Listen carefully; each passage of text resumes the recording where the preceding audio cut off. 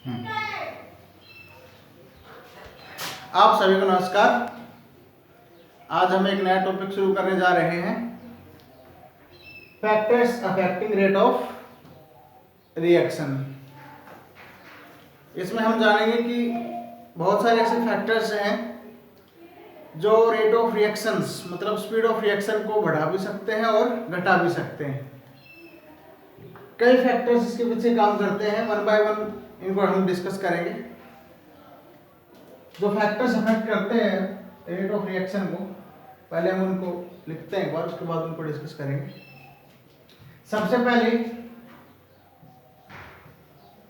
Nature of reactant, nature of reactant. Number 2 surface area of reactant.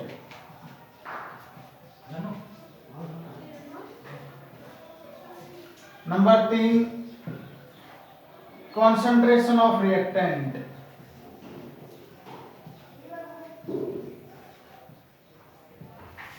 Number 4 temperature. Number 5 catalyst. और number 6 presence of sunlight, presence of sunlight. ये कई factors हैं जो rate of reactions को affect करते हैं। Nature of reactant, surface area of reactant, concentration of reactant, temperature, catalyst और presence of sunlight. हम एक एक कर इन सभी फैक्टर्स के बारे में जानेंगे कि ये किस प्रकार से रेट ऑफ रिएक्शन को अफेक्ट करते हैं, या इनकी मौजूदगी में रेट ऑफ रिएक्शन कैसे चेंज होती है, किस प्रकार से उसके अंदर एक वेरिएशन हमें देखने को मिलता है। सबसे पहले डिस्कस करते हैं नेचर ऑफ रिएक्टेंट, कैसे रेट ऑफ रिएक्शन को अफेक्ट करता है। तो सबसे पहला फैक्टर हम डिस्कस करते हैं, नेचर ऑफ रिएक्टेंट कैसे अफेक्ट करता है। देखो, जो रिएक्टेंट है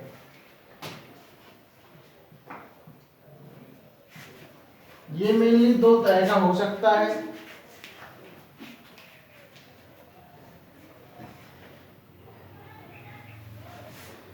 आयोनिक और दूसरा कोवलेंट। और जैसा कि हमने देखा है कि अगर आपका रिएक्टेंट आयोनिक है तो उस केस में जो रेट ऑफ रिएक्शन है वो कैसा होगा, फास्ट। अगर आपका रिएक्टेंट कोवलेंट नेचर का है तो रेट ऑफ रिएक्शन कैसा होगा, स्लो। तो अगर आपका रिएक्टेंट आयनिक है, rate of reaction will be faster, rate of reaction will be fast. और अगर आपका नेचर ऑफ रिएक्टेंट कोवलेंट है तो rate of reaction will be slow, rate of reaction will be slow. हम इसको एक एग्जांपल से कंसीडर करते हैं। Let us consider a example.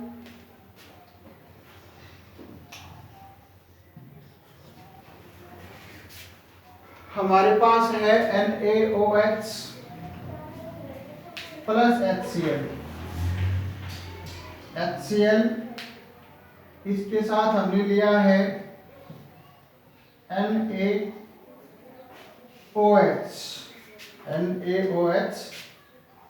Plus HCl। जब ये रिएक्ट होते हैं तो अपने पास जो प्रोडक्ट बनता है वो प्रोडक्ट क्या बनता है, अपने पास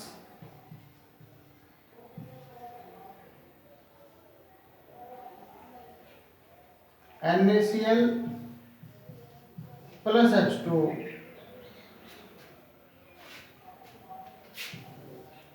ये जो रिएक्शन है इसमें दो चीजें इन्वॉल्व हैं, NaOH इसके साथ रिएक्ट कर रहा है HCl, जब रिएक्ट हुआ तो बना अपने पास NaCl और क्या, वाटर। अगर हम इसमें देखें तो ये जो स्पीशीज है अपने पास, ये कैसी है, आयोनिक, वाटर के अंदर डिसॉल्व होकर के ये डिसोशिएट हो जाती है एज ए Na प्लस और OH माइनस।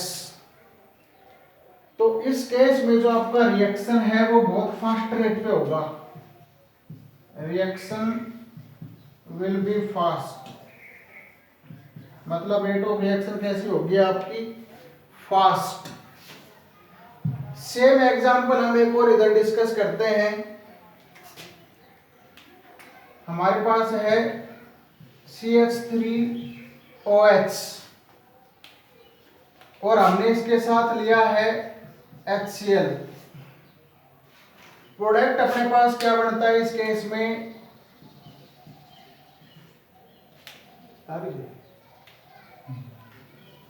CH3Cl प्लस क्या, H2O। ये जो रिएक्शन है आपका, इस रिएक्शन की रेट इसके मुकाबले कैसी होती है, स्लो। क्यों? क्योंकि ये जो आपका रिएक्टेंट है यहां पर, इसका नेचर है ये कैसा है आपका, कोवलेंट। अब अगर आप गौर से देखो तो देखो HCl तो दोनों केस में क्या है आपका, सेम है। अगर चेंज आया तो किस में, इधर हमने लिया था सोडियम हाइड्रोक्साइड NaOH और इस साइड हमने क्या लिया था, CH3OH मिथेनॉल। जब NaOH के साथ HCl को रिएक्ट करवाया, आयनिक रिएक्शन थे, रिएक्शन फास्ट हुआ। और अगर इसी को हमने मिथेनॉल से करवाया, ये एक कोवलेंट कंपाउंड था, तो रिएक्शन की रेट क्या हो गई आपकी, स्लो। तो इस व्याप पर हम कह सकते हैं कि अगर आपका रिएक्टेंट आयनिक नेचर का है तो reaction rate will be faster, और अगर कोवलेंट है तो reaction rate will be slower. अब एक छोटा सा क्वेश्चन है कि सर क्यों आयनिक रिएक्टेंट जो है उनका रिएक्शन फास्ट होता है, कोवलेंट का स्लो क्यों है?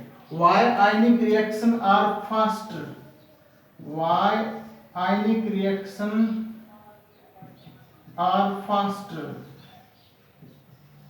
तो वो इसलिए क्योंकि ये ऑलरेडी किसकी फॉर्म में प्रेजेंट हैं, ये ऑलरेडी किसकी फॉर्म में प्रेजेंट है अपने पास, आयंस की फॉर्म में है। ये जो है ऑलरेडी आपको किसकी फॉर्म्स में मिलते हैं, आयंस की फॉर्म में मिलते हैं। तो इनका बॉन्ड टूटने में टाइम नहीं लगता, सिर्फ बॉन्ड बनाना होता है इनको। जबकि कोवलेंट के केस में क्या होगा, पहले पुराना बॉन्ड टूटता है, उसके बाद नया बॉन्ड बनता है। क्योंकि पहले कोवलेंट के केस में पुराना बॉन्ड टूटेगा, उसके बाद नया बॉन्ड बनेगा। इसलिए इस केस में रेट ऑफ रिएक्शन थोड़ी क्या हो जाती है, स्लो। किसके मुकाबले, आयनिक रिएक्शन के मुकाबले। ओके, एक एग्जांपल और देखते हैं इसी का, जिससे थोड़ी बात और क्लियर हो। देखते हैं दूसरा एग्जांपल। एक एग्जांपल और देखते हैं आयनिक और कोवलेंट का ही, जिससे नेचर ऑफ रिएक्टेंट का डिफरेंस आपको अच्छे से थोड़ा समझ में आए। एक अपने पास ये है KMnO4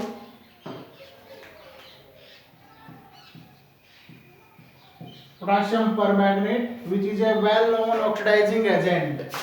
इसको हमने लिया H2SO4 के साथ, मतलब एसिडिक मीडियम में।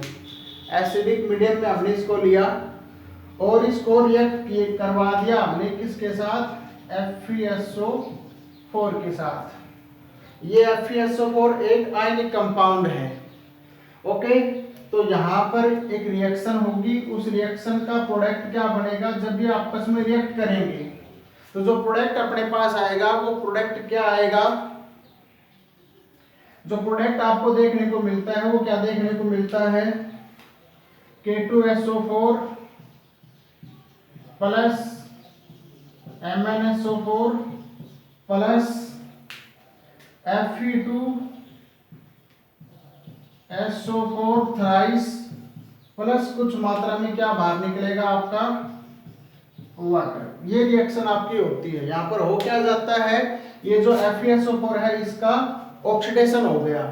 अब ये जो रिएक्शन है आपकी, ये रिएक्शन होती है फास्ट रेट पे। फास्ट रेट पे क्यों होती है? क्योंकि यहाँ जो सब्सटेंस आपका इन्वॉल्व है रिएक्शन के अंदर, वो सब्सटेंस कैसा है आपका? आयोनिक है। ये जो सब्सटेंस आपका इन्वॉल्व है ये कैसा है आपका? आयनिक है। इसलिए आपकी रिएक्शन फास्ट रेट पे चलती है। ये सब्सटेंस आयनिक था, आयनिक सब्सटेंस था, तो आपका रेट ऑफ रिएक्शन इस रिएक्शन के अंदर कैसा होता है? Fast.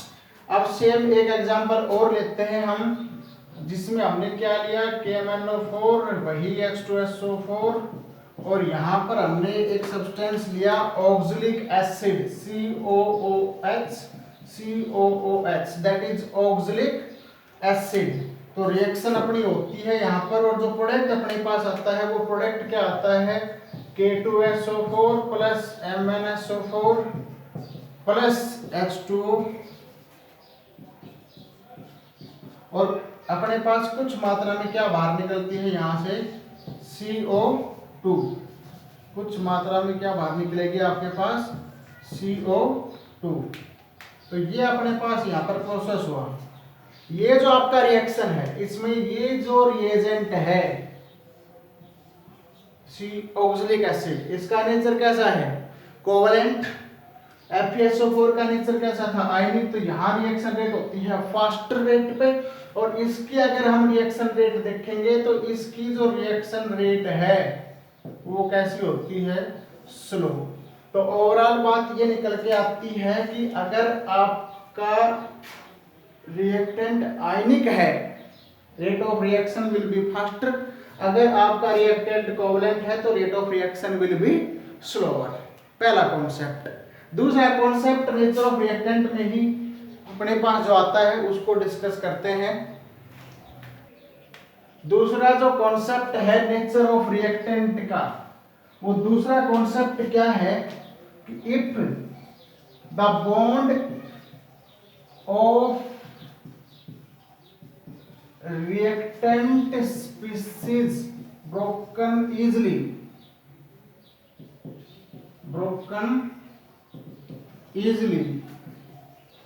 then the rate of reaction will be faster,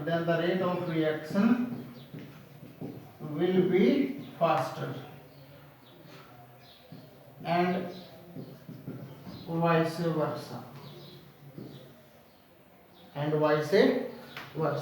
अगर रिएक्टेंट का बॉन्ड आसानी से टूट जाएगा तो रेट ऑफ रिएक्शन कैसी होगी? फास्टर। तो कैसी होगी? फास्टर। और अगर रिएक्टिंग स्पीशीज का बॉन्ड आसानी से नहीं टूटा तो rate of reaction will be slower. अगर रेट ऑफ रिएक्शन फास्टर है इसका मतलब उस रिएक्टेंट का बॉन्ड आसानी से टूट जाता होगा। अगर मैं इसको जनरल वे में लिखूं तो कुछ ऐसा अपने पास बनता है कि if A reactant is reactive,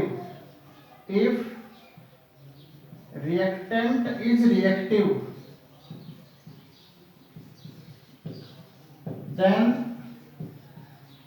rate of reaction will be faster. If reactant is reactive, then rate of reaction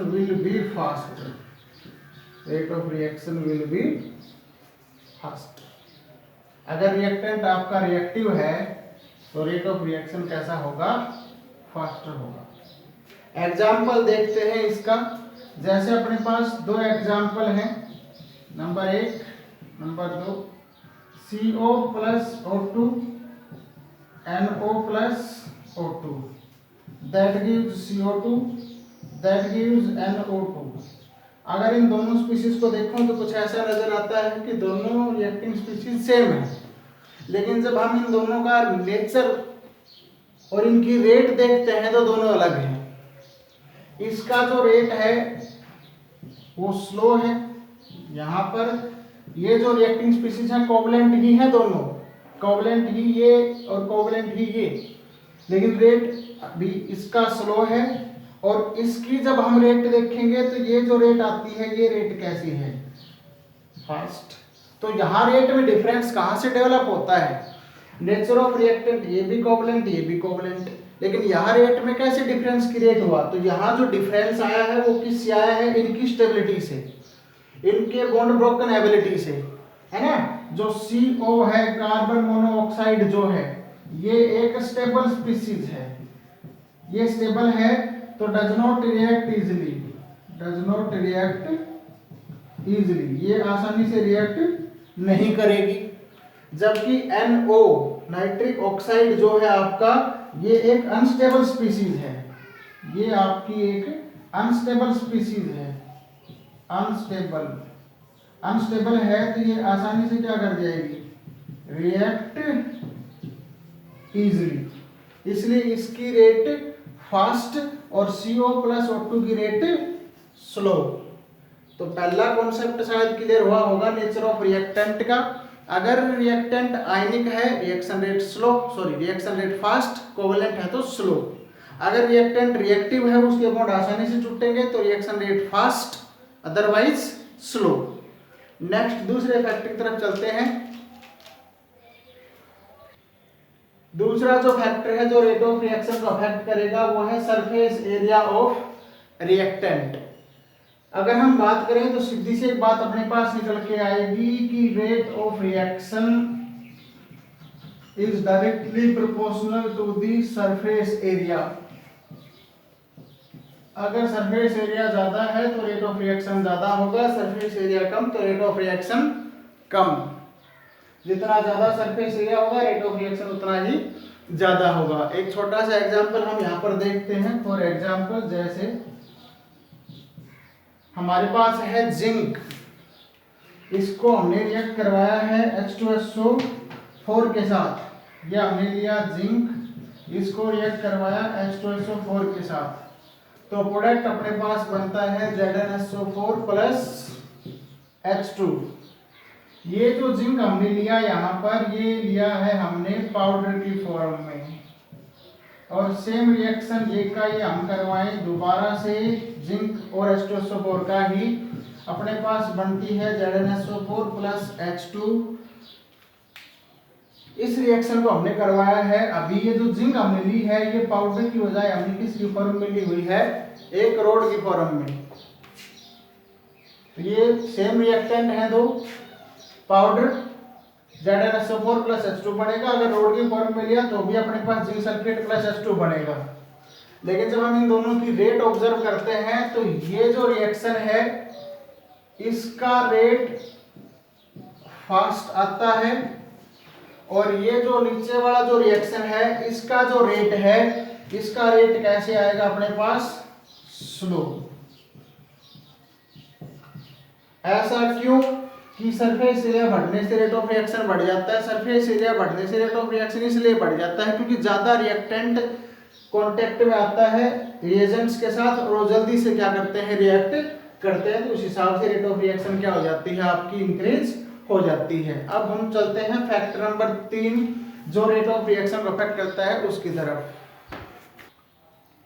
जो तीसरा फैक्टर रेट ऑफ रिएक्शन को अफेक्ट करेगा, वो है concentration of reactant.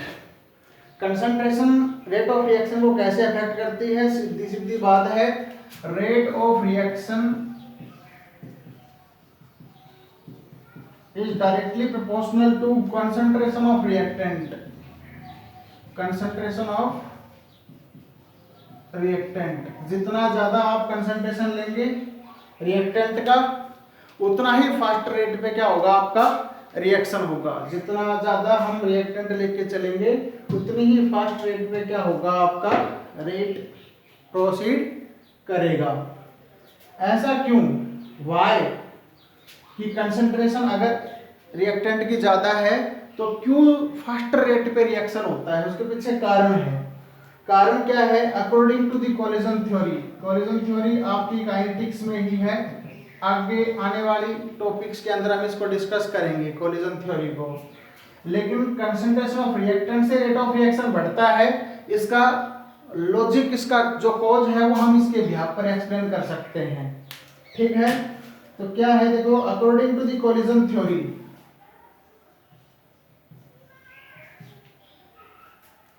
if the concentration in a reactant chamber is more, if concentration of reactant more,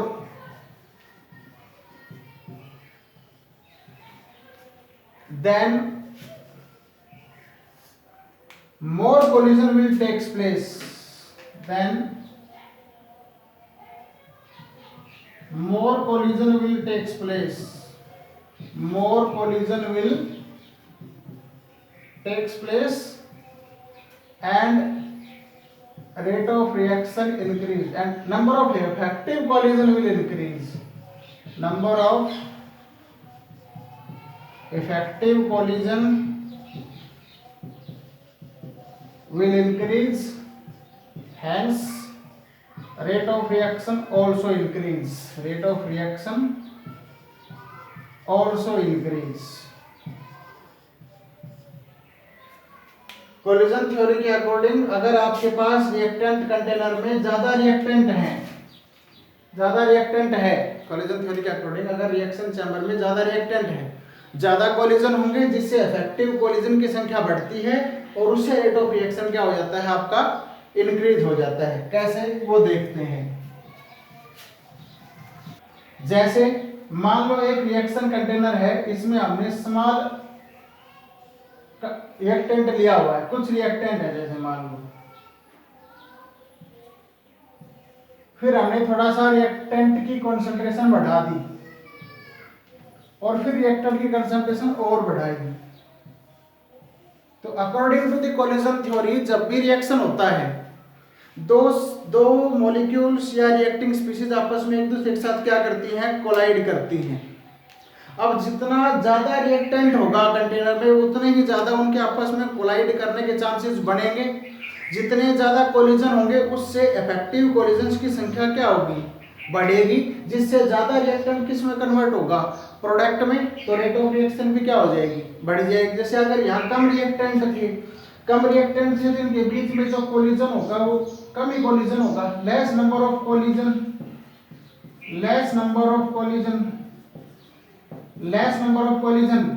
तो reaction की rate जो है वो कैसी होगी, चलो, क्योंकि कॉन्सेंट्रेशन कैसी है इसकी, लो। अब जैसे जैसे हम कंसंट्रेशन बढ़ा रहे हैं,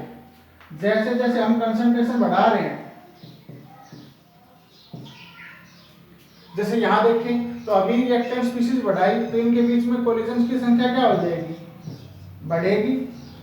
कोलिजन्स बढ़ेगा तो रेट उसके मुकाबले ज्यादा होगी। लेकिन यहाँ पर हम क्या ऑब्जर्व करेंगे कि इस केस में नंबर ऑफ कोलिजन्स सबसे ज्यादा होंगे, यहाँ नंबर ऑफ कोलिजन सबसे ज्यादा है क्योंकि यहाँ रिएक्टेंट की कंसंट्रेशन भी सबसे ज्यादा है। जितना ज्यादा कोलिजन, यहाँ पर number of collision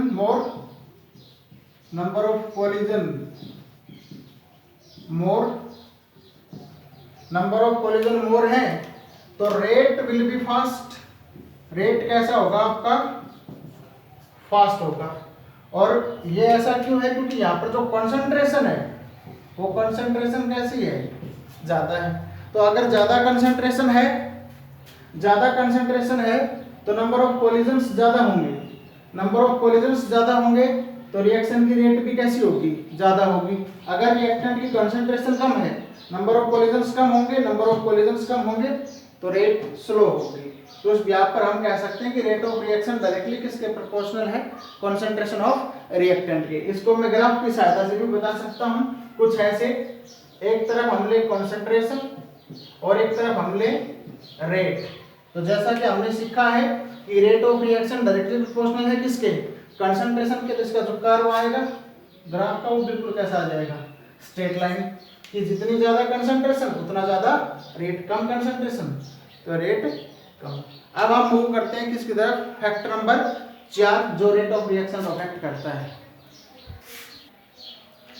factor number 4 को हम अपना जो नेक्स्ट जो वीडियो आएगा उसके अंदर आपको बताएंगे। जो 3 फैक्टर्स हमारे रह गए, टेम्परेचर, कैटलिस्ट और प्रेजेंस ऑफ सनलाइट, ये जो फैक्टर्स हैं हमारा जो नेक्स्ट इसका जो पार्ट 2 आएगा उसके अंदर आपके साथ डिस्कस करेंगे। अगर आपको लगता है कि इसके अंदर कुछ इंप्रूव करने की जरूरत है, कुछ कमी है, तो आप अपने कमेंट बॉक्स में लिख करके बता सकते हैं। हम अपनी सेवाएं और थोड़ा दुरुस्त करने की कोशिश करेंगे। धन्यवाद।